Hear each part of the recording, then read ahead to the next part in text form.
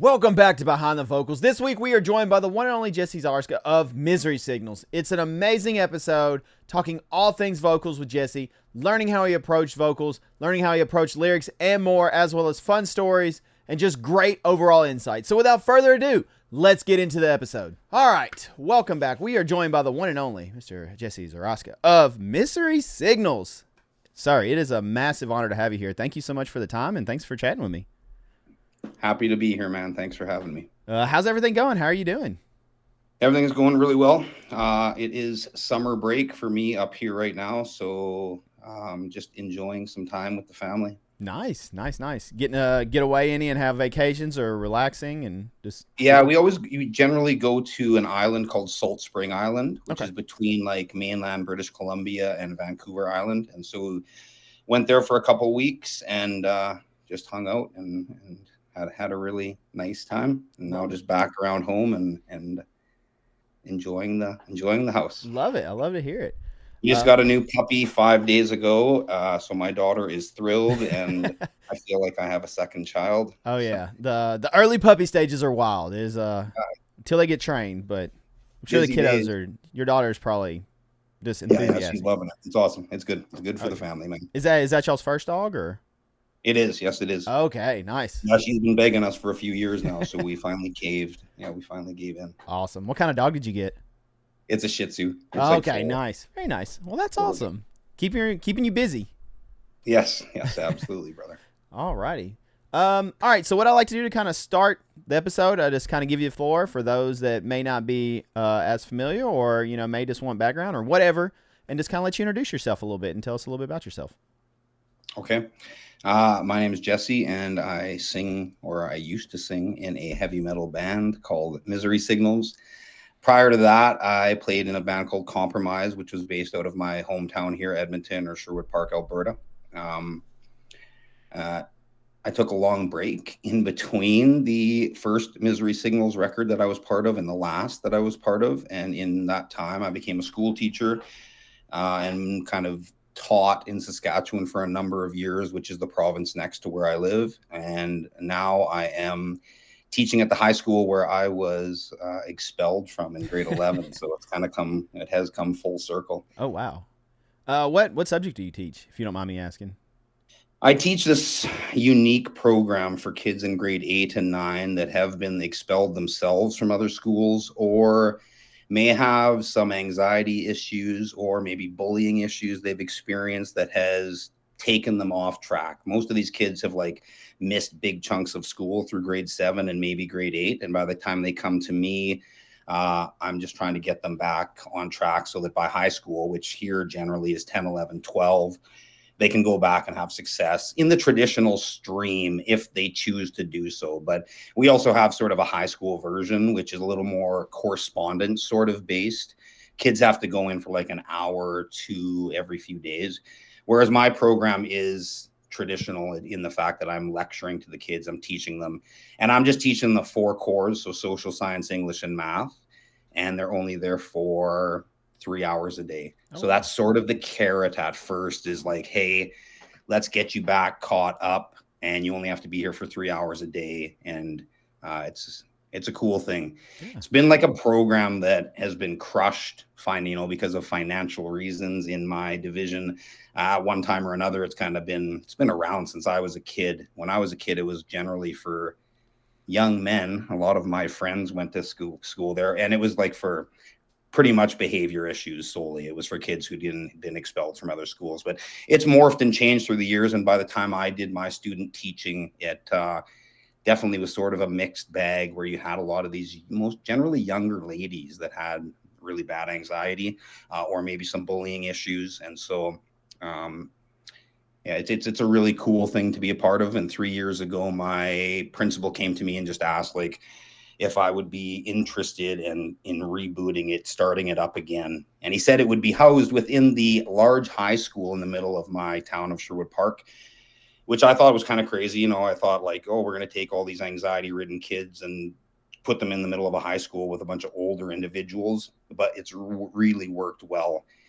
Those high school kids are really nurturing a lot of the time, and a lot of the time just ignore my grade 8 and 9 kids. They don't really care about them. So or not that they don't care about them, but they ignore them.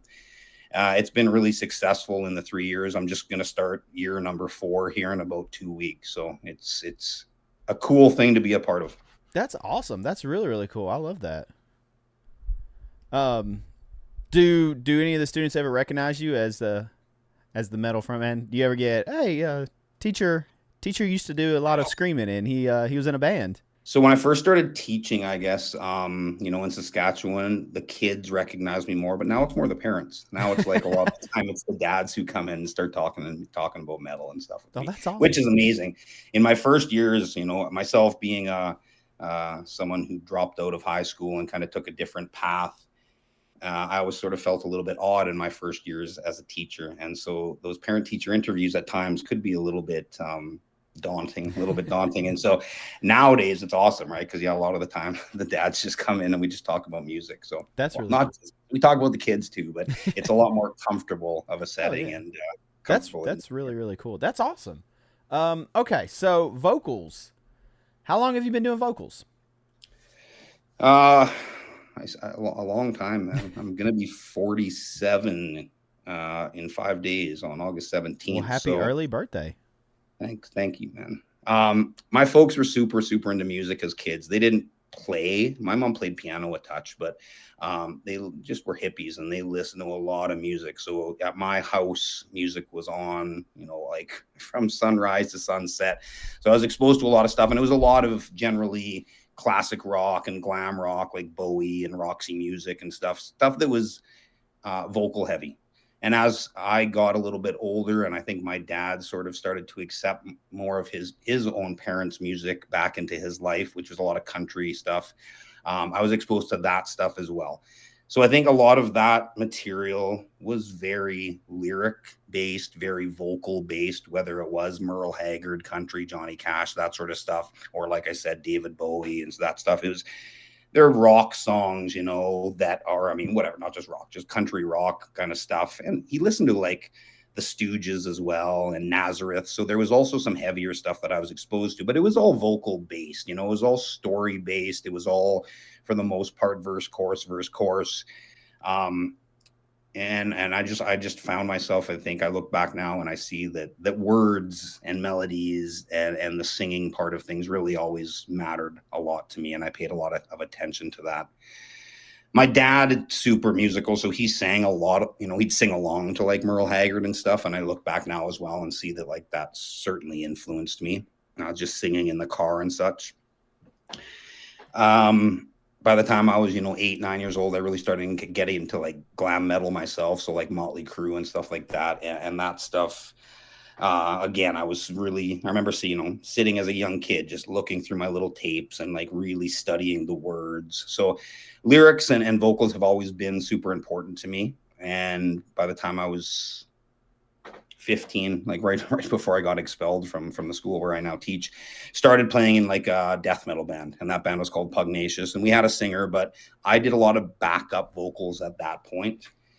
And we were, serious about doing the thing. So we practiced lots, and that was part of why I eventually quit school, is just because we did practice lots. We did like jam every single day. It was really, really important to us. So I sang backups then, but about a year into that band, that singer quit and I had to take over vocals. And then me and the guitar player and I took over the vocals. And then it was just sort of a progression where I was a backup singer, and then I was, in this band where it was the guitar player and I sharing the vocals. And over time, I kind of started to sing more than the guitar player. And then compromise started by the time I was about 20. And then I was a singer in that band, and that band was pretty serious right from the get-go. So sort of this natural progression of singing a little bit and more and more and more, which was good for training as far as learning how to do it. Yeah, absolutely. So do you play any other instruments, or with your parents being so into music, did you pick any other instruments up before vocals? Yeah, I got a Fender acoustic guitar for my 8th birthday.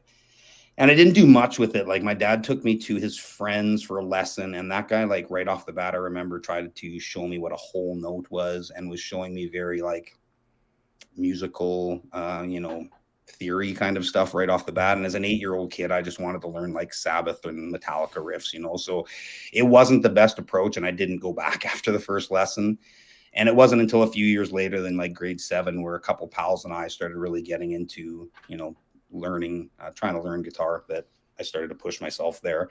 And then by the time like grade 9, 10 comes around, start playing in that heavy metal band, Pugnacious, or death metal band. And we had 2 guitar players, no bass player, and we just needed a bass player. So I just started playing bass in that band. And that's probably what I'm best at now, is actually playing bass. Okay, very nice, very very nice. I love the musical background. The definitely, I feel like when you've been exposed or you listen to all types of music like that, it makes you a more well-rounded musician. Just having like you said, you listen to country or glam metal or all that, like the different elements, not just sticking to one genre. I think definitely helps you in the broad scheme of it all. Yeah, I was exposed to a lot like as a kid, and then I think as a teenager, like most of us, like what happens to most of us, I think you get a little more angsty and you kind of resist the things that your parents maybe had exposed you to as a kid. And then I think a lot of the time for most people, they kind of come out the other side in their 20s and recognize, oh right, like mom was right about that band, or like, and they're maybe a little bit more accepting, hopefully, if you were exposed to it more as a kid. Kind of like food, I think, man. Absolutely. Okay, so how did you learn how to do the harsh vocals? I think just like I was saying, like I think it's the natural sort of like, just I was lucky in that it was this buildup. I didn't just join this band and have to do singing right off the bat. It was, little bits and pieces. And with Pugnacious, like we were always just from the very get-go, for whatever reason, we were always just writing original material. So it was just like just jamming lots and singing more and more each day, and progressively, as I said, like taking over, going from being the backup singer to the main lead vocalist. So by the time that I was like, and that too, right, that was a little bit more like technical death metal. Like we loved like Cynic and Death and stuff. So it wasn't vocal dominant, right? It was sort of secondary. I would say the vocals were there. Whereas when Compromise starts, it's very much like, metalcore, Poison the Wellish sort of stuff, where it was dominant vocals. So I think by that time I had thrown my voice out enough times and destroyed my voice enough times that I had built things up in the way I think that anyone builds up any sort of muscle, right? I think that it's this gradual thing where you just have to stick to it.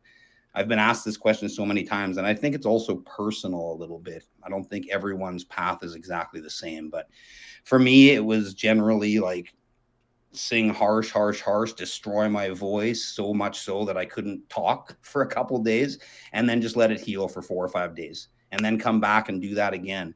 And over time, the recovery time lessened, and my voice obviously strengthened. So that was fine as a kid. It was harder as an older man when I went back and joined Misery Signals the second time, because I had not sang like that for so long. And I was a school teacher, so I lectured a lot, right, and talked shit a lot. But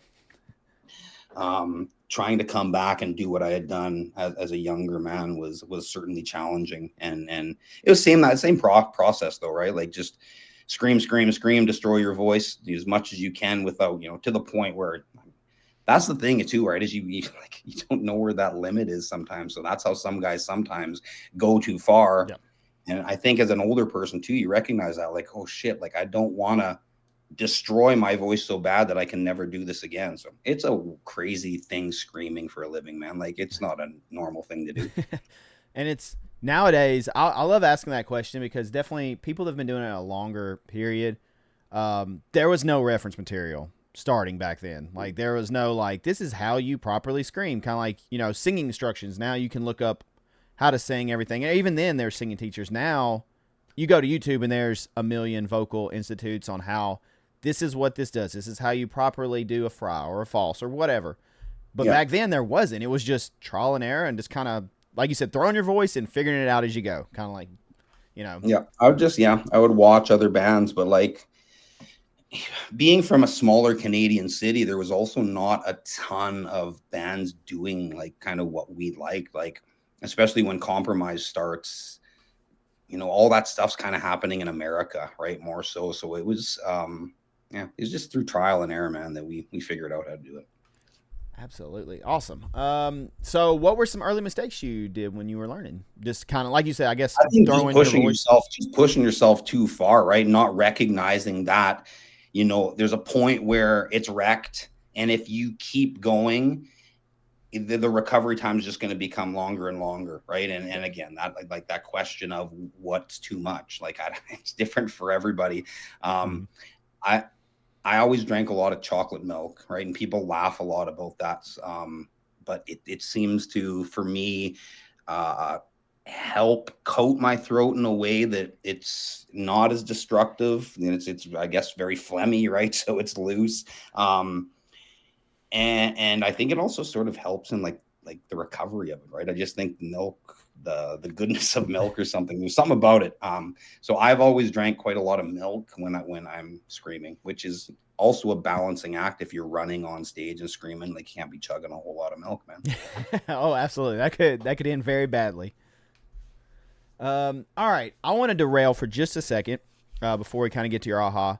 Misery Signals just did kind of like a farewell recently. How was Yeah. that? How everything I saw from it, I sadly wasn't able to see you guys live one last time, but how was it? How was the reception? How were the shows? And how was it up there doing it again one last time? Yeah, they were the best shows we've ever played, man. It was a very daunting thing as well to go into that, not quite knowing how things would go as far as chemistry was concerned and bringing Carl back and how it would be received, I guess.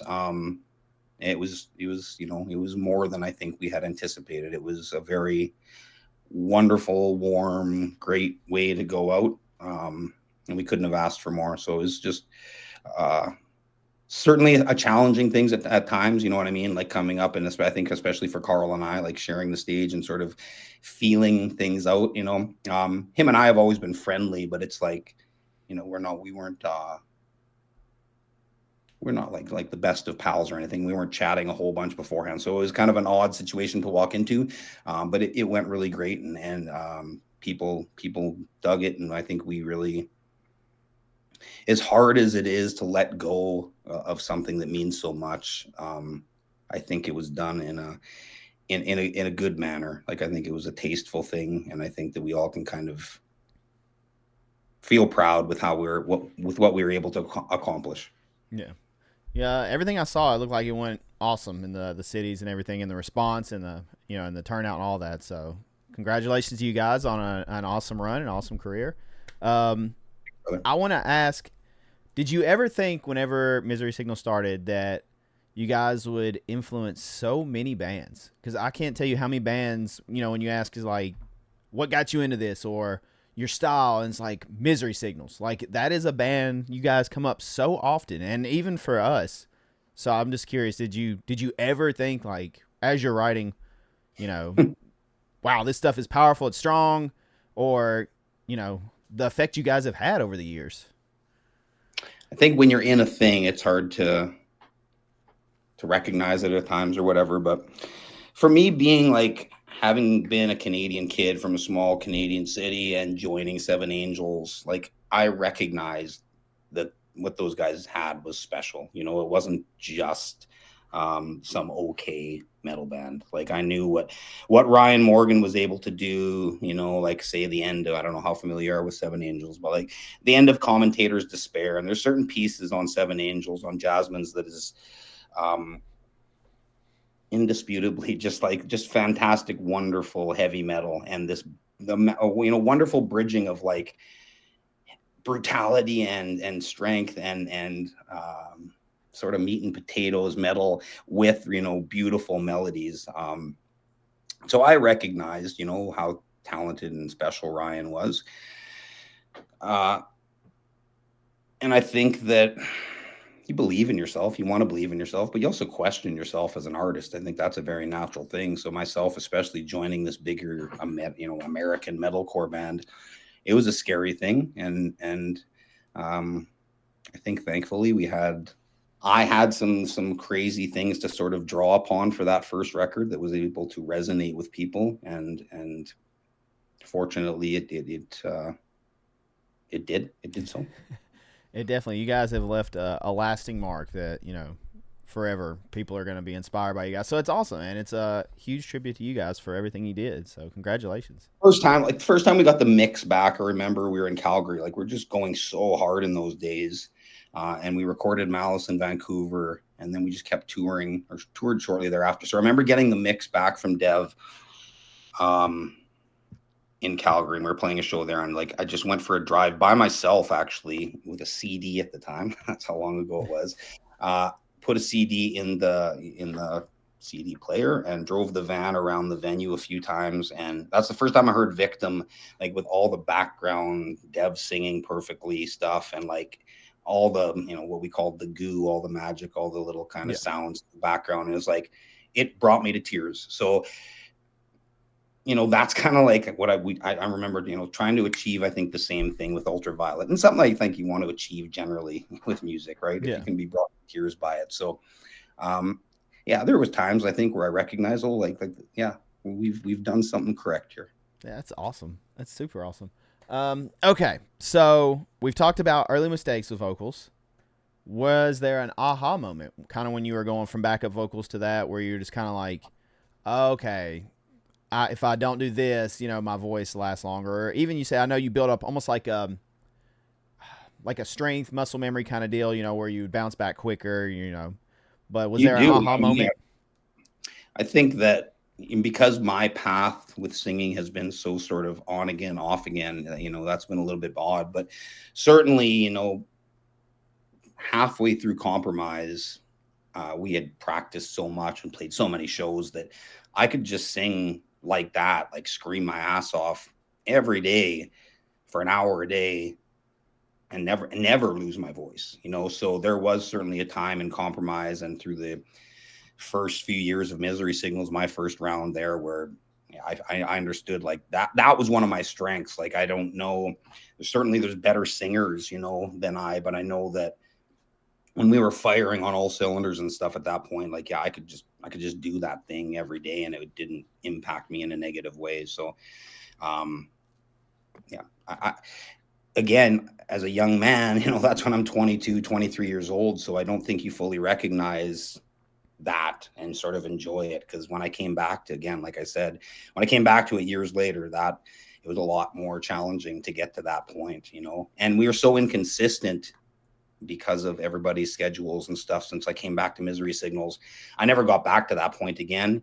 And I think it was only really like on the very last tour with Carl where I felt like, man, okay, yeah, like I'm singing probably as good as I did when I was a kid again, which is crazy doing that, or like screaming like that. It was literally 20 years later this time, right? I was doing that stuff the first time around when I'm 23, 24, 25. Like, so yeah, screaming is weird, man. Oh yeah. It's a whole different beast. That's why I love this. Cause it's definitely a different route, and there are similar paths and things people do for clean vocals to harsh vocals, but it is interesting to see like the Chocolate Milk. That's a first one I've heard of that. So it's interesting to see how different things work for different people.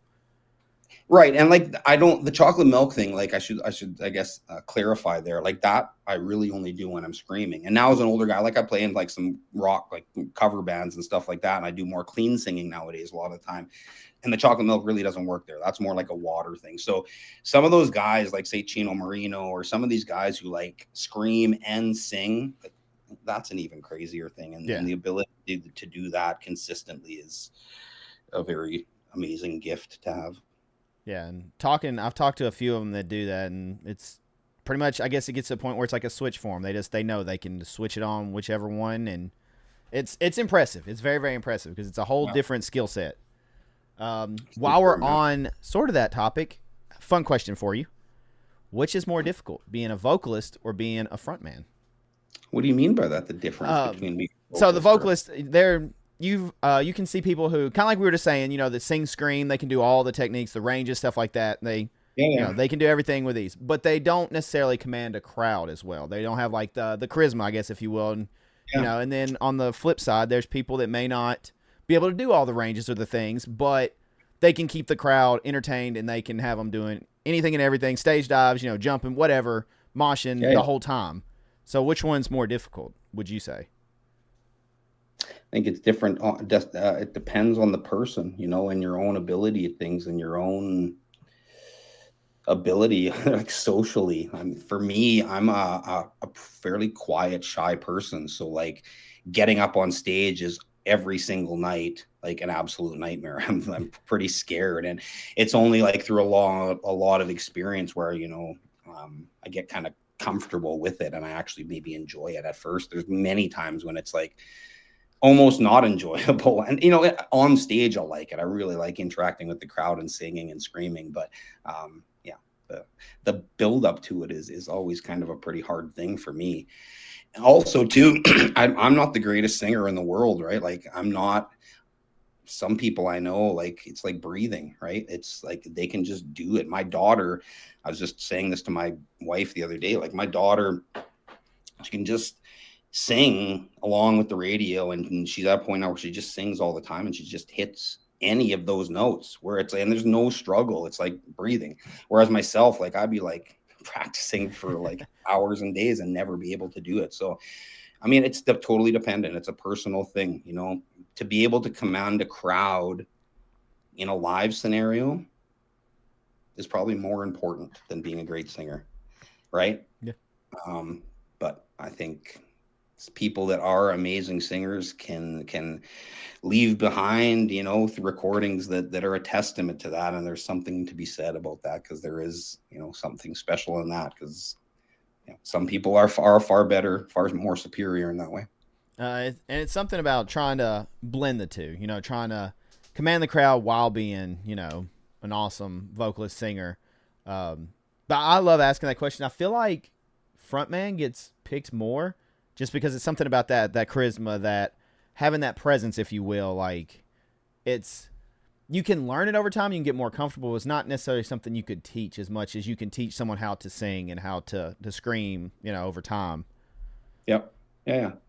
And there's some great artists, right, that I think don't really care about playing live, or maybe just don't really like it as much. So they're only real most of what's left behind for them is the recorded piece. Yep.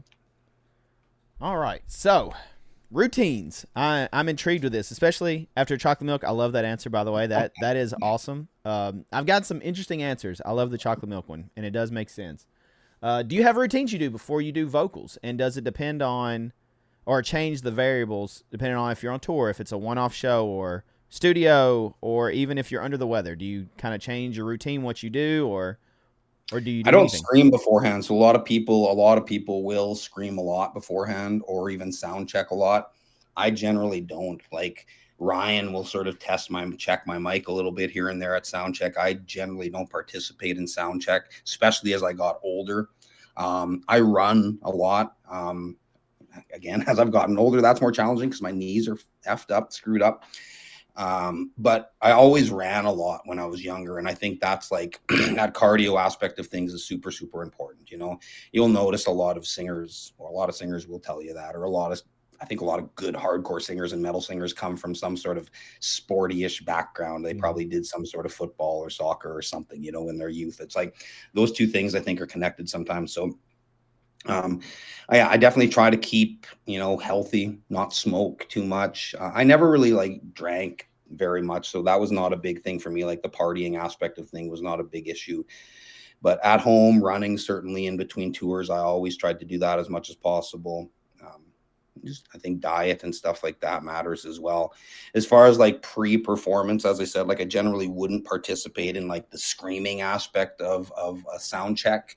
I might like sing some like Led Zeppelin songs and stuff like that a little bit beforehand, just to get my voice warmed up. Some Merle Haggard songs, maybe stuff like that. So yeah, like a little bit, but not a ton. And I'm certainly not one of those guys who like has to like do those vocal warm-ups, has to like walk around with their headphones on and sing and all that kind of stuff. There's lots of dudes who do that and it works for them, but it's just not something that I really ever got into.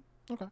All right, nice. And I'm sure as tour would go on for you, I know it's definitely a common thing is those that do like the routines and the different things, as you kind of go on, it's kind of that, it's almost like a well-oiled machine. At some point after like the first week-ish, everybody will be like, my routine kind of slacks off then because my voice is warm, it's ready to go. And, as long as I don't do anything crazy or get sick, I can go perform every night and I know, it's ready to roll. For sure. Yeah. So do you do anything for vocal care? Just outside of that, were you into teas or anything like that? Nothing. No, I mean, like once maybe I should have probably been more preventative in my career. I was probably more reactionary, and so certainly, would gargle salt, and certainly would drink a lot of throat coat teas, and uh, you know, eat a lot of ginger and stuff. But yeah, it was more of a reactionary thing, which is not the best. I love it. I love like ones that have been doing it longer. Most of them are just like, I didn't really do much. I love that. It's awesome to see like the progression, if you will, from like how people approach it now, how people approached it back then, and I love how it is. Yeah, right. I mean, it's also like it's never really my career. Early on, it was my career, kind of, but not really, right? Like, it's only really been a part-time thing as I've gotten older. So I think if that's your bread and butter, like if you're Mariah Carey or whatever, like you're gonna be taking care of your voice more. Do you do anything for your band now, as far as like vocal stuff, or? I've like right now I've not been doing anything at all since October. Like I did a little guest vocal thing the other day for this band, and that was the first time I had screamed in 10 months, since October, whatever it was, sometime like the last Misery Signal show. So, wow. As a school teacher and stuff, like I was just really busy the last year, and I've been playing a lot of bass, actually lately. So I've not been singing. Okay. I play also in like this, there's a band up here called the Tragically Hip. I don't know if you've ever heard of them, but like, their singer passed away about almost 10 years ago now. And I do like a little acoustic duo thing with my school teacher pal these days. So that's all just clean singing though. Do you have to do anything vocally for that to get you ready, or do you sing like just like warm up songs, or any scales or anything, or? Yeah, no. Okay. I love it. No, man. You're a machine. Well-oiled machine.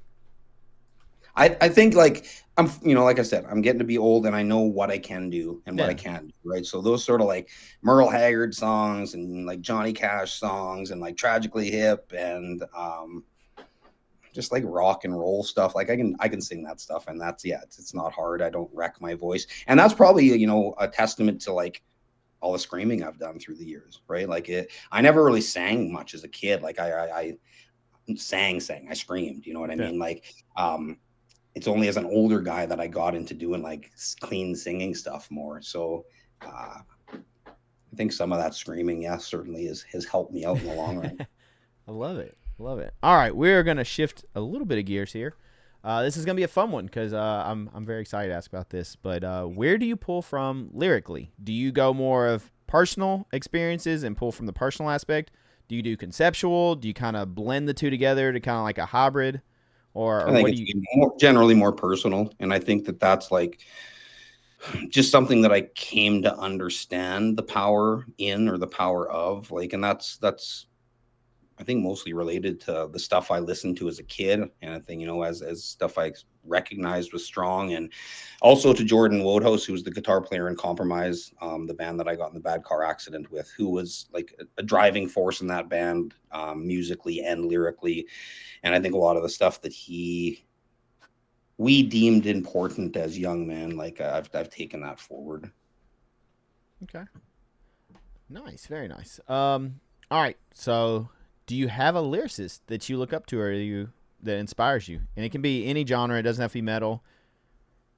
It can be Cash. I think, sorry, I should go back. Like early on, getting into hardcore and stuff, like I saw the power of lyrics and like how much people connected to that stuff. So I think, more personal stuff I recognized early on was powerful. And then again, as I kind of said earlier, like it's just circumstance and life, the car accident and stuff, gave me those life experiences that I could draw upon to write for the first Misery Signals record. And I think that sort of showed me like how powerful that could be, how that could resonate with people, right? If you were personal, which was hard. Like as a young teenage guy playing in death metal bands, you're not really doing that. And like, as I got a little bit older and started to listen to more punk and hardcore, and I think going back and recognizing that some of that like Zeppelin stuff and rock and roll lyrics, like it's not cheesy. It's actually pretty brave and tough to be honest in lyrics. You know what I mean? It's actually a lot tougher than talking about, you know, whatever, some of the stuff that I did when I played in a death metal band as a 15 and 16-year-old kid. Yeah. You're exposing a part of your soul when you do it. I mean, it's, you know, you're putting yourself out there, and it's scary. It can be definitely scary to share that side. Lyrics, I love lyrics. I love how, especially like metal and everything, how people can take them in different directions to mean whatever to themselves. You know, like you could write a song about a certain topic and it means this, you know, and that's what the song means. But how I interpret it, you know, I could attach it to whatever meaning in my life. And I always thought that was really powerful and really cool. And, you know, I've gravitated more towards personal lyrics myself, things that I feel like maybe someone can relate to. Not to say I don't like conceptual stuff. That stuff's awesome, you know, telling stories and tying them two together. But I'm like you. I've always gravitated towards more personal, heartfelt, you know, things like that. And I also feel like it's a little easier to get behind emotionally when you're screaming them, especially if it's something, you know, you feel and you're, you know, 100%. yeah. 100%. Yeah, I think so for sure. So lyricists, do you have any lyricists that you look up to or admire? Stuff like stuff I heard as a kid, you know, I look back and like I think Merle Haggard is really, really like a strong lyricist, storyteller, that sort of like outlaw country storyteller thing. Like he's really great. There's a band that I liked as a teenager here called The Smalls. I mean, I still like them a lot. And the bass player in that band actually went on to do a country thing. His name's Cor Blund. So a lot of the stuff he wrote in The Smalls and the stuff he still does now in his country band is similar to Merle Haggard in that it's sort of storytelling stuff, different than what I do and what I generally latch on to, but just really, really great storytellers. Parents listen, like I said, a lot of glam rock and stuff. So Bowie, I definitely liked a lot of Bowie and still like a lot of Bowie. As a teenager, got super into Zeppelin, and I would still say Led Zeppelin's probably my favorite band of all time. So I like a lot of the lyrics of Robert Plant. I like a lot of the lyrics of Zeppelin. Some of the sort of, I think, maybe more goofy, like Whole Lot of Love and Black Dog, like more raunchy rock and roll lyrics I don't like, but the more poetic stuff like Over the Hills and Far Away and Rain Song and stuff like that. Hardcore wise, Matt Fox, who did a lot of the Shai Hulud lyrics, I definitely like a lot. I like Jane's Addiction a lot, so I think a lot of the stuff Perry Farrell did, some stuff's goofy and silly, but some stuff like about his dead mother and stuff I think is really powerful and amazing. As a young teenager and stuff in my early 20s, definitely into like Madball, and so Freddie Christian certainly influenced me a lot. Lou Kohler from some sick of it all. So that's sort of New York hardcore stuff, which was definitely very personal, right? I definitely, you know, liked a lot of that kind of stuff. Chino Marino from Deftones, I think, is awesome. And I think Nikki Sixx is pretty good. Like, I loved Motley Crue as a kid, and although some of it I see now is a little bit goofy, yeah, some of the lyrics, like I think, are On With the Show and stuff like that. Some of the more, I think, storytelling stuff that Nikki Sixx wrote, I think is rad. Yeah. Okay. I love that was a very broad spectrum of covering all different genres. I love it. Very nice. Very nice. Okay, this next one's hard, so I apologize in advance. Some people have it ready, and I don't know how, because I would not be one of the people to be able to just like pull this right away. But do you have a favorite lyric? It can be one of your own. It can be someone else's. It can be both. Yeah, that's a really hard one, pal. It is on the spot. It's tough to go through everything and just try to find one lyric and like, okay, yeah, I know. I have to pass on that one, man. Oh, That's okay. too challenging of a one for me. Do you have anything of your own that you could think of? I mean, I think, you know, I'm proud of what we were able to accomplish on the last record, and the fact that it's very different. It's positive, right? And I was very conscious of that as a new father, and as the world was going into COVID. Like, it was important to me and to us as a group to put forth a positive message, which with metal is hard to do, you know, and it was a challenge to do that. As a young guy, as a pissy, angsty young teenager and guy in my early 20s, it was easy to scream and yell and really mean it. And that was fantastic. And I love that stuff. I like a lot of that stuff. But I think if you're still doing that, if you're still that pissed in your 30s and 40s, like that's probably not healthy. It's probably not good. You know what I mean? So there's still lots to be mad about in the world, and I think there's still lots of room for that angsty stuff in metal. But it was important to me to do something different, and certainly Malice and certainly the stuff I had done in Compromise prior was real pissy and really angsty and really somewhat negative, right? So this time around, we really focused on doing something different. So there's a lot of stuff I think in the Tempest that I like. I think a lot of stuff on Ultraviolet, like I can get behind, and I can, I remember thinking like, my daughter Mazzy, when she's a teenager, when she's looking through all the things that her dad wrote, like, what are you going to still be proud of when you're 60? What are you still going to get behind? What like messages are you going to think? My kids at school, same thing. Like, what do I want to send out into the world? And so that was very different this time around than from when I was a 23 or 24-year-old dude. That's awesome. Okay. Very nice. What kind of advice would you give new songwriters, or vocalists, as far as like lyrically, patterns, cadence, all that stuff? What kind of advice could you give them? I think you just have to, like, it's just that thing. Like, you just have to practice, right? And I think with songwriting, and with most arts, you have to look to others, the greats before you, right? So I think you have to listen to a lot of music. If you really care about lyrics, you have to read a lot. I think you can't just, I think a lot of the stuff and a lot of the great lyricists I know are, touching upon other things, or maybe sometimes even calling back to other themes that other writers have written about. So I think it's important to be well read, as much as you possibly can be from a wide spectrum of stuff.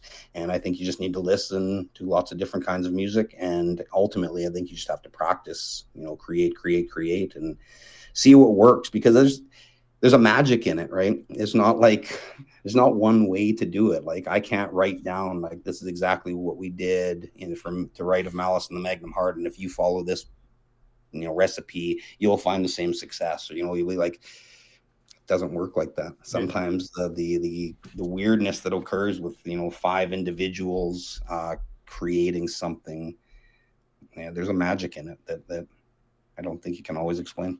What about as far as like writing lyrics? Do you have any advice for people writing lyrics if they get like writer's block or anything like that, or how to start writing lyrics?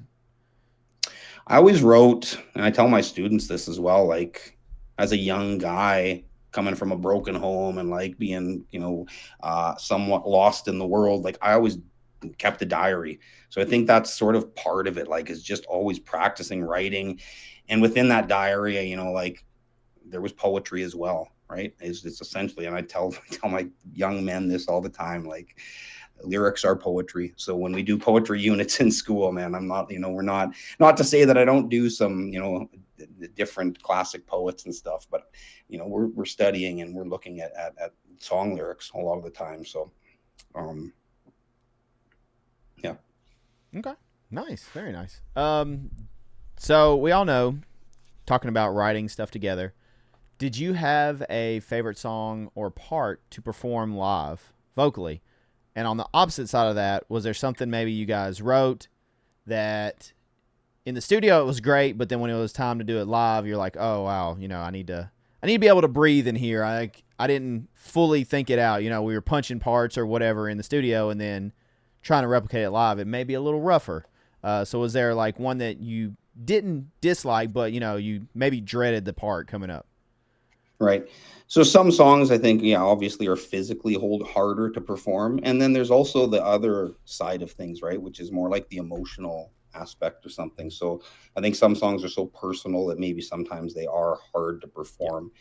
And that can be a good and bad thing. I think with metal, and with what people liked about Misery Signals a lot of the time was that honesty and that, like, so I'm screaming about things that really matter to me. So I think That's easy. Like The Year Summer Ended in June is just like a song that connected with people very early on and has done so through our career. And it's just a joy to get to perform that song around the world and see the response that it gets. 5 years is funny because it gets a similar response, but it's that sort of angsty, negative, pissy young man. And a lot of stuff I say in that song, I don't like anymore. Like as an older guy, I'm like, no, man, you're just whining. Like it's not okay. But people love that song, so we have to perform it. But for a long time, I didn't want to. Like when I first came back to Misery Signals for the second round, we didn't do it for a long time because it was like, yeah, I don't like what I'm saying in this song anymore. So that was a challenge. As far as like physically, what is daunting or challenging. Again, we were such a well-oiled machine the first time around that like everything we wrote, I think for Malice, I could do. And we practiced it so much. Like we just could do it. The first, In Response to Stars, which is the second song after Victim of Target, is a little more metal, I guess I would say. And it's full on. Like there's a lot of singing in that. And that was a pretty challenging song to sing at times as a young guy. On the new record, Cascade Locks is a song that Ryan wrote the lyrics to, most of the lyrics to.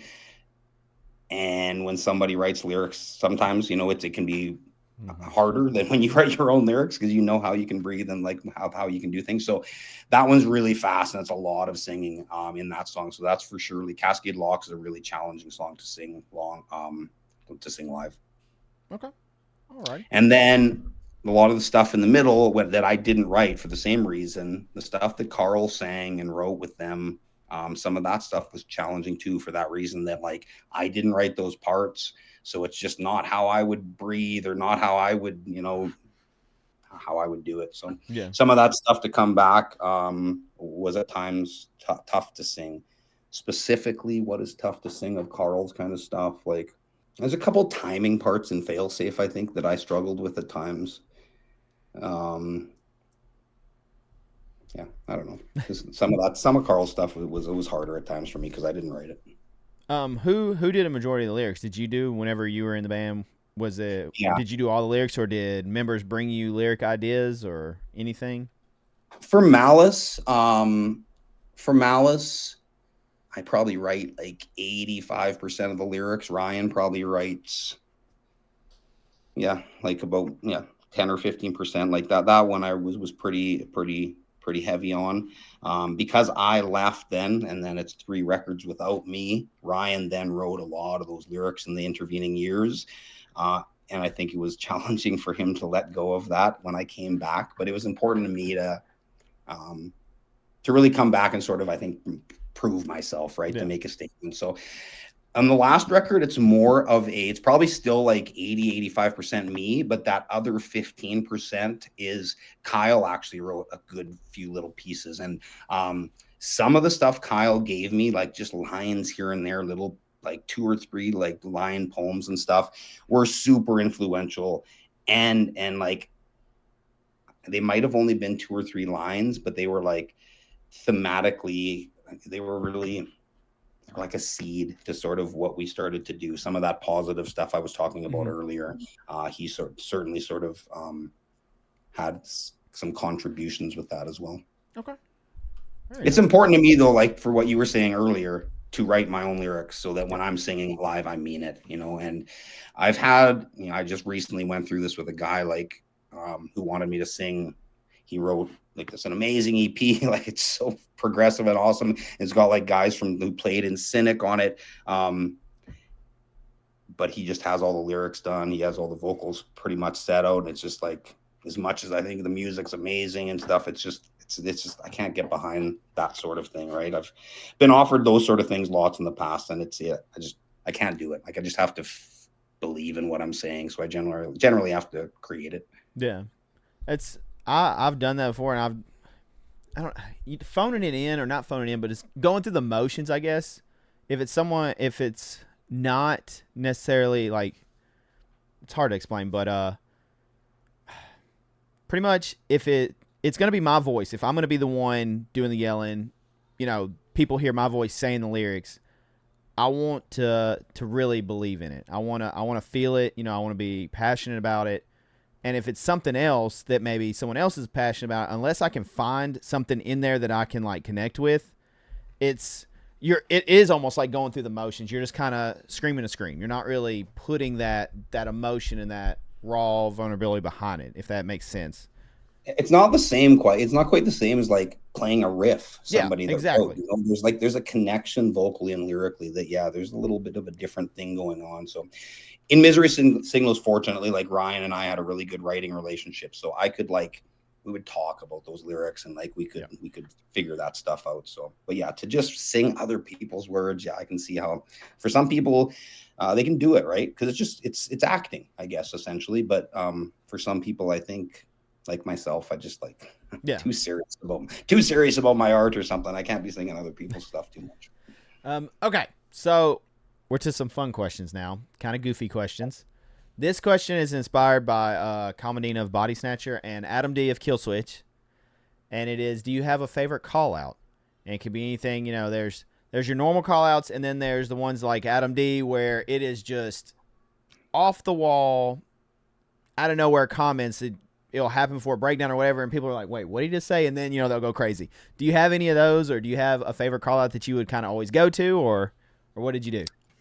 Misery Signals is a weird band, right? Because we kind of we exist in that metalcore, hardcore world, but we kind of resisted a lot of that stuff as well at times, right? So it was a hard balance, because those brothers are coming from this world of Seven Angels was very, very progressive, and their dad was a percussionist in the Madison Symphony Orchestra. So their understanding of music and what they deemed, great was very different from what I deemed great. I came from that madball world of verse, chorus, and just meat and potatoes kind of stuff. So trying to create, that's, I think, one of the great things about Misery Signals is that when we were finally able to agree on things, it was awesome, because it was a challenge to get us to that point, and it was that bridging or that mixing of just meat and potatoes, hardcore hate breed, just run around in a circle and throw your fists in the air, mixed in with the beauty of what the brothers Morgan brought to the table, right? Which was this odd time signature, more symphonic, more classical understanding of things. So it's a challenging band to create in. And sorry, I kind of got off topic. What was the actual? Did you have a favorite call out you would do? Oh yeah, so back to the call out. We wouldn't do that sort of although we had breakdowns certainly, and we're certainly at a time wanting to sort of be part of that world. There was also a resistance to do that kind of stuff. I didn't really do that stuff. Okay. All right. Fair enough. And I think there's something to be said about, you mentioned the different elements of Misery Signals, how everybody come together with different backgrounds and stuff like that. It's something about that when you have different members that are into different things, like the progressive or more the hardcore or, death metal, whatever, bringing those influences and making it into one and making it flow together. There's something special about that usually what comes out, because you can be like, oh, I hear such and such elements, or I hear this, or and I love that. Yeah, I mean, our stories, the distance that we lived apart from each other was crazy, but it did add something to it, because we were coming from all different parts, and we had, as I said before, those guys were exposed to that American metalcore thing that was going on down there, and I really didn't come from that world, right? I came from a very sort of heavy metal background. And again, like I said, a more structured sort of verse, chorus, rock and roll structure kind of stuff, whereas the brothers came from a very different world. So when we were able to meld all that stuff together, it was at times really, really great. Oh yeah, absolutely. Okay, next fun question. Did you have, and this is a sports inspired question, but did you have any pre-show rituals or studio rituals you had to do? And it's kind of like a superstitious thing. Athletes a lot of times will have a pair of socks you have to wear, or you have to do something before the game, anything like that. No. And in fact, none of us that I know of really were that way. Okay. I don't like, and musically, like, I think that's way more a sport thing.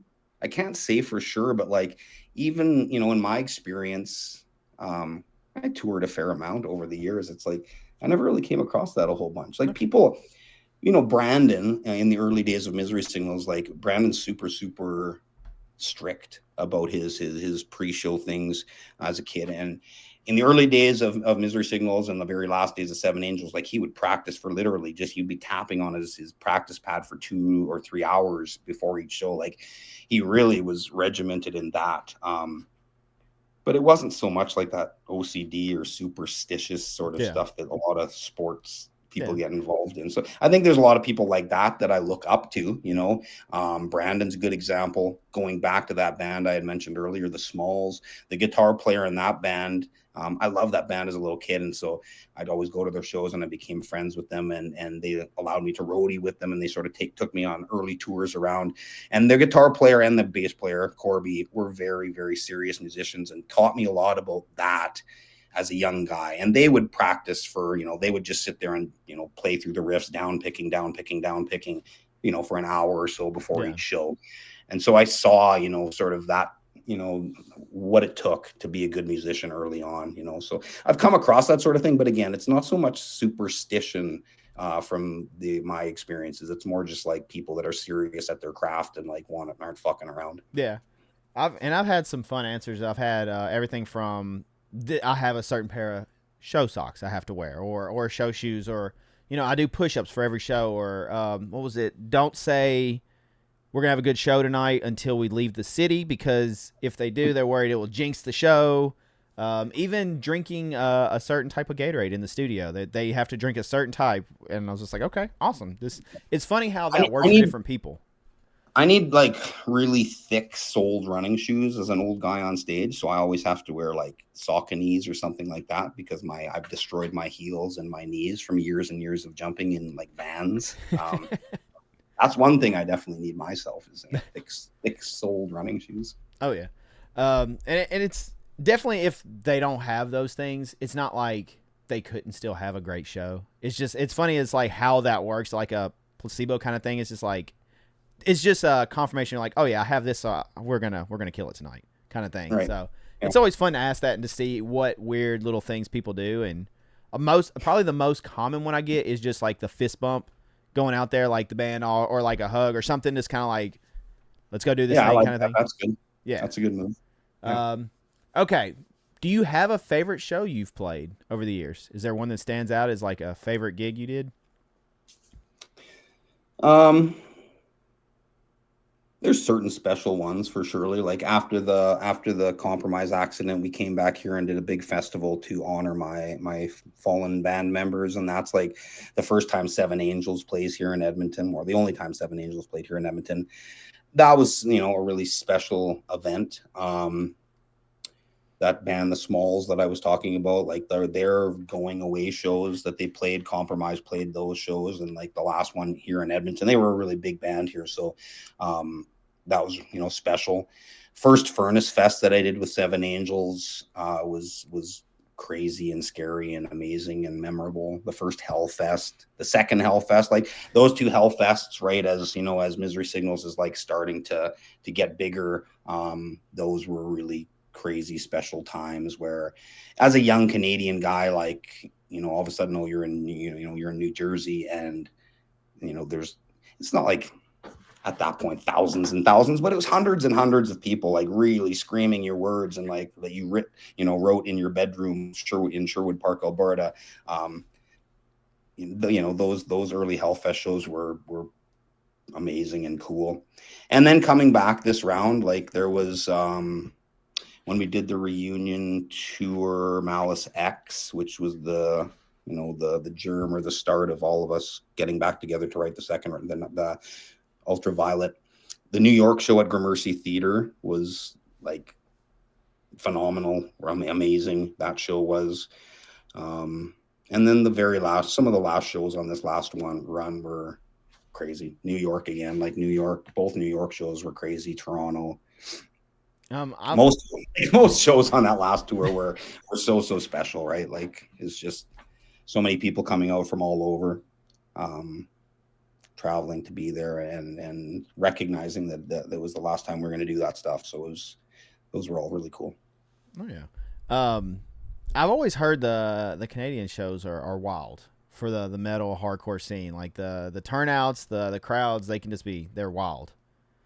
They usually really get into I it. think population wise, right? Like we're just such a less populated country, so that can work to our advantage at times, and it can work against us at times. But I've certainly experienced, my fair share of really great shows up here. And because I think there's that thing, like there's a cap at what point shows the size of a show. It depends what you like, you know what I mean? But to me, like 1,000-seater, theater where people are absolutely jammed into the rafters, like that's to me the best, instead of playing in some like bigger place with maybe 5,000 or even more like spread out. It's like, so I guess it depends on sort of what you like. Yeah, you like more of the intimate shows.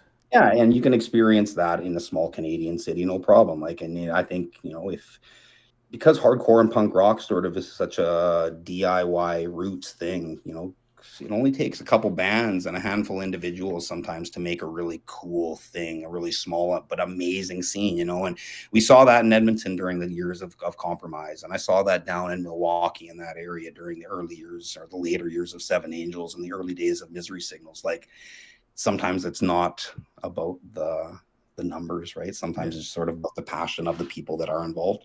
Okay. Do you have any fun tour stories that you can share with us that can see the light of day?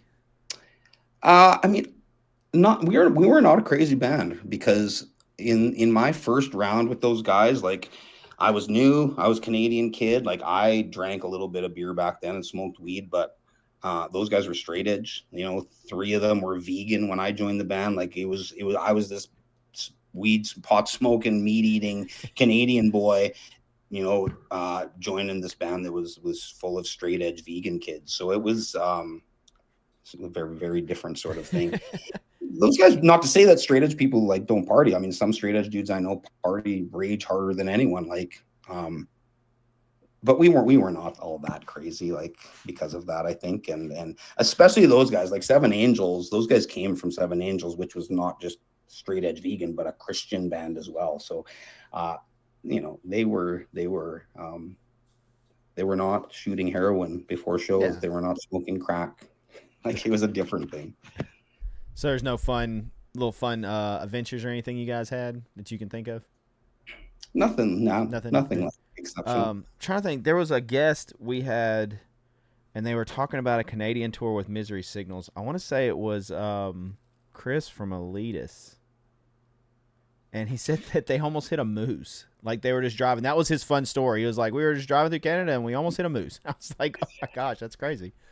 Oh, I think a lot of stories concerning touring in Canada are maybe not, I wouldn't necessarily label under, like, fun. Like, yeah. It's like, because of the distance between cities, right? It can be crazy, and the geography here, and the weather can be insane. So touring through Canada is not for the weak of heart, that's for sure. It can be a great challenge and can be dangerous. Like when we were going to record Malice and the Magnum Heart, it's January, I think, of that year, and you have to drive through the Rocky Mountains from here in Edmonton, where I'm from, to get to Vancouver. And some of those passes are pretty crazy at the best of times. And there's one called the Zopkios, Zopkios, the Zopkios Pass, which is just within, once you get into BC, you can take the Coquihalla Highway, and then when you're coming down, you like drive up, and then finally there's the Zopkios drop,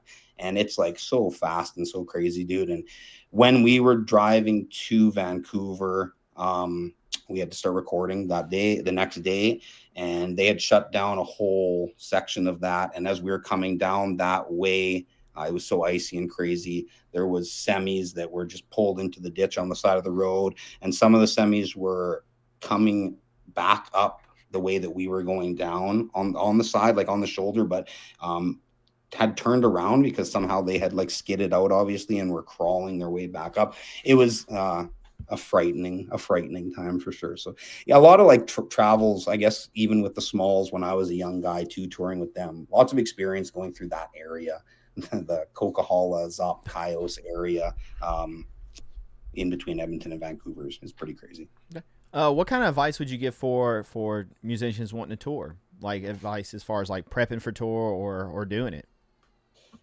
Man, oh man, it's such a different world nowadays, pal. Like when I was doing it to that extent, it's 20 years ago. It's a long time ago. It's before really. It's not before the internet, but we didn't have phones. We had like, we had a binder with maps in it, and you would print directions off MapQuest, and it's a different thing now, man. It's I don't want to say it's easier now because I don't think that they have quite the same. It's a different world now, man. Yeah. I think it's a little bit more challenging actually to sort of do that DIY, get in a van and tour the way that we did when we were kids. But I think like a lot of things, you just have to do it. It's like I was saying about songwriting earlier. It's just practice and experience. And I think for the most part, like touring in a band, it's fun as a young person, and you gain that experience even, and sometimes you might just be playing to 30 people or 40 people or something, but I think it's all, for the most part, you're cutting your teeth, you're getting your chops up, you're getting that experience to become that front man that we were talking about earlier, right? That can control the crowd. And I don't think that just comes out of nowhere. I think that comes from practice. So I just think kids should just go out there and do it. Just play shows, put shows on. And I like, again, getting back to like that, what I said earlier about those special scenes that are created by small groups. Like that's what it is, man. Like just build your own thing. Like put on shows, rent out some small little hall, and put posters up all over your little town, and just like create a little scene, and then start bridging that. Go to the next little town. Again, that's harder here in Canada, right? Like where I'm at in Edmonton, the next big town is Calgary. That's 3 hours away, so that was a challenge. And that is a challenge for young Canadian bands and American bands that are living maybe, in the interior and stuff of America. Like it's hard. If you're in LA or New York, it's a lot easier in ways. Yeah. And touring's not for everybody, for sure. It's tough. It's tough physically, mentally, just across the board. You definitely have to really enjoy the company of your bandmates because you're in close quarters for long periods of time. So I mean, it is definitely tough. But I think going out and just trying it, even if it's like a week or two run, just to see, and like you said, get that experience, get kind of going with it, and see if it is for you and how it goes. Yep. Yeah. Yeah, you won't regret it. You know what I mean? Yeah. Like even looking back on early Compromise tours at those shows where like you pull up to a venue and there is 10 kids or something, like those are all learning experiences. And like, I don't really look back on any of those times negatively. I look back on them very fondly, generally. So, and you kind of touched on this, which was actually my next question. So as someone who's done this for a long time, and you mentioned like 20 years ago doing it all, how is it, do you think, doing a band now compared to then? Because back then, like you said, the MapQuest, the directions, technology is a big factor in bands now, as is social media and the internet and everything. It's a vastly different world now as far as like marketing bands and touring and doing all the things than it was then. Even recording. I mean, recording is so much more accessible now. I mean, people can do it at home easy, where back in the day you had to book studio time, have things ready to go because studio time was not cheap. Yeah. Yeah. So what are your thoughts on it now, or advice to bands trying to do it now compared to then? Like what kind of thoughts do you have? I mean, I'm spoiled in the fact, and also like, going back to the idea that it's like, it's not really my career, and I came back to Misery Signals after having been out of it for 10 years and like the better part of 10 years. And in that time, like, fortunately, those guys continued to put out records. And fortunately, the stuff that we had done in my time early on, resonated and just grew. So when I came back to Misery Signals, people cared, so it was just, it's not to say that it was just out of nowhere. We worked our asses off in those early years when I was in Misery Signals. Like we toured those first couple of years, we were playing 200 and 220, 230, 250 shows a year. Like it was insanity. But we built something from that. Yeah. We were serious about doing it. So I don't know. I don't have a lot of advice because I don't really have like experience just going from the ground up at this point. Kids can use the internet to their advantage now, TikTok and all that crazy stuff, obviously, Yep. but I think at the end of the day, you just have to be you just have to sit in your room and play your guitar a whole bunch, or sit in at your drum kit and just play a whole bunch, or write tons of lyrics and just like get good at your craft and leave behind something of worth, right? Maybe not just a cool 10-second TikTok clip. Like, I think still at the end of the day, good art is good art. And like, I'd rather leave behind some, like, I'm a big album guy, I guess. Right. And which is also weird because nowadays a lot of bands are just focusing on singles and stuff. And then that's kind of the world we live in. But Yeah. I've always liked that sort of big package. I like the novel. I like the full record, like not just the song. Yeah, it's definitely changed. I feel like the attention span and everything, like you said, with like TikTok and stuff, and even releasing singles and shorter songs, more like EPs or just single oriented. Like it's how it used to just be. You would maybe release a single, and then album. You would have. Yeah. It was all geared towards the album. Like you would have to get the record, and now it's the whole marketing is drastically changed. And one thing I always say. You mentioned the viral part, going for the 10-second clip and stuff like that. Just because things go viral and you get X number of listeners now, because everything is done on the monthly listeners and all that stuff, those analytics, that does not equate to people in venues. Like it is vastly different as far as that goes, and right. Nor long-term success. You right. know what I mean? So I think, again, going back to that, like building your own scene thing, like I think just getting in the garage, man, and like just playing and getting strong and building your own little thing, like, and then recording that thing and spreading that around as much as you can, like that pays off. And that was true in 1960, and that's, I think, true now. Yeah. And I wish kids and stuff nowadays had to hand out flyers and do all that as much, because I remember those days, and I definitely had out my fair share of flyers and everything. There's something lost though now, right, with that, like, because I know, I mean, a lot of promoters now, just it's all online, everything's online. Yep. And there's that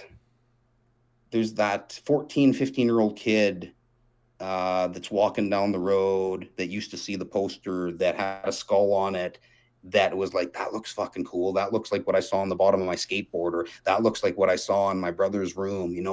That doesn't happen anymore, right? And that's a shame. Like that sort of postering in weird places all over. There's something to that. And you brought in people that didn't have experience, and it brought new people into those environments, in those rooms. And I think that doesn't happen as much now. And that sucks. It was always cool getting the flyers too, and meeting me like, hey, come see such and such band. I'll be playing with them. I'm the guitar player. I'm the vocalist. You meet somebody and then you go watch them perform. And yeah, it's definitely a lost art. I understand the whole, you get more people, if you boost a post and all that, like it makes sense, but it's something to be said about the old ways too. I do miss that. I just want to see some kids, just going down, like here we're downtown Edmonton. There's a street called White Ave, which is like the main kind of party place, and so there's all sorts of poster pillars on that on that street. And as kids, we would just plaster those suckers and any lamppost around, right? You just don't see that as much anymore. No. So I wish kids did that more, man. Me too. I'm right there with you. Well, I have taken up a ton of your time, so I only have a couple things left for you. The first thing, I just want to let you, if there's anything you want to plug, anything you want to promote, the floor is yours. Go right ahead. I know Misery Signals isn't doing much, but we will definitely drop links so those listening can go. I've spent the great majority of my creative energy in the last little while writing a novel.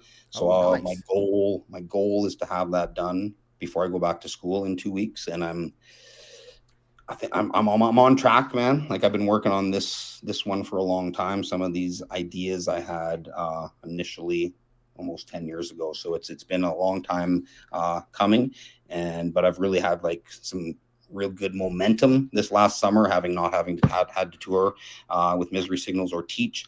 So I hope to get that completely done and then start sending that out a ton. I've just been doing a lot of writing, so I have a lot of screenplay ideas and novels, sort of, and short story ideas. So that's kind of where I've been pouring my creative energies. I've been playing bass in that band, The Smalls, that I've mentioned many times. I've been playing like a cover band that's learning cover band for that band. They're a crazy band, like they're super duper popular here, but very unique. Check them out. So there's never been a cover band for them. So my brother and a couple of our pals have been doing that, and it's been awesome. Like I've been playing more bass in the last year than I've played since I was a 19-year-old kid. So I'm super excited doing that. But yeah, there is no original music on the horizon for me right now. My creative energies are being put into writing. And where can everyone find the novel when it comes? Will you have a link or something? Like I did a collection of short stories 10 years ago when we did that Malice X tour, and I just sold out of that first batch of those, and I just never reprinted them. This one I'm going to like really shop around and not self-publish or do anything like that. I'm gonna get it done professionally. I feel strongly like that's a good possibility. So I hope you'll just see it around, man. I hope that it just kind of becomes a somewhat known thing. Okay. And then I'm sure you'll post about it on maybe one of your social medias. Absolutely. Okay, awesome. So people can just keep an eye out for that about announcements. That stuff takes a while, right? Like it sucks, and it's not my world. Like when I first did that collection of short stories 10 years ago, it was like starting in a band for the first time again. It's just crazy to like kind of dive into that world where I don't have any connections or real experience. So, but this time I'm going to be very patient. I've dumped a lot of time and energy into this, and I'm going to properly release it and make sure that I send it around to lots of different publishing houses, and hopefully within the next year you'll hear something about it, man. Awesome. That's awesome. Congratulations. I love hearing that. That's really, really cool that you're doing that. Thanks, man. All right. So how I like to end it, I just want to kind of let you have the floor to give advice to maybe it's a brand new vocalist, someone that wants to pick up the microphone, they're aspiring, or maybe someone that's been doing it for a little while and, they're in a rut, or even a veteran that's been doing it for a while. Just any kind of information or advice you can give to vocalists out there. The floor is yours to share. I think you just got to practice, man. Because like I said numerous times, like I don't think I'm that great of a singer. I was just stubborn and consistent, and I just was passionate about my craft, and like I studied the greats, and I think that's what kids have to do. And then it's just practice and don't give up on it, especially with screaming. Like I've said this to a million people, because you will destroy your voice. And in my experience, that's part of the process. Like I don't know any great screamers that didn't go through that struggle, that didn't be questioned like, oh, is my body able to do this? Can I do this? Like, how do I do this? It's a very personal thing. And you just, like I said earlier, like you have to give yourself time to rest. So scream your ass off, rest for 3 or 4 or 5 or 6 days. And it's different for everyone. Some people, that recovery time might be way more. And I would assume as you get older, it is more so, right? As you get older. So when you're young, you can do it. And then just keep at it. Like I took so many years off. If you, I think, really care about something and you want to stay good at it, you got to keep practicing, man. Just like your slap shot. Like you can't take years off your slap shot and then think that it's going to be just as good as it was when you were a kid. This is true. I'm assuming you're a huge hockey fan. Yeah, I am. I never played as a kid because it's such an expensive sport, right? And I grew up raised by a single mother, so like I never played league hockey. But growing up in Edmonton, man, like it's a pretty big part of our culture here. Oh, yeah. And I enjoy watching. I probably enjoy watching hockey. I do enjoy watching hockey more than any other sport, actually. Yeah, okay. I played like a lot of football as a kid, but I like to watch hockey more than football these days. Okay, very nice. All right, well, Jesse, thank you so much. I greatly appreciate this. It has been an honor chatting with you. Tons of awesome insight, and you're the man. Thank you so much. Seriously. Thank you, man. Have a great day, buddy. Thank you so much.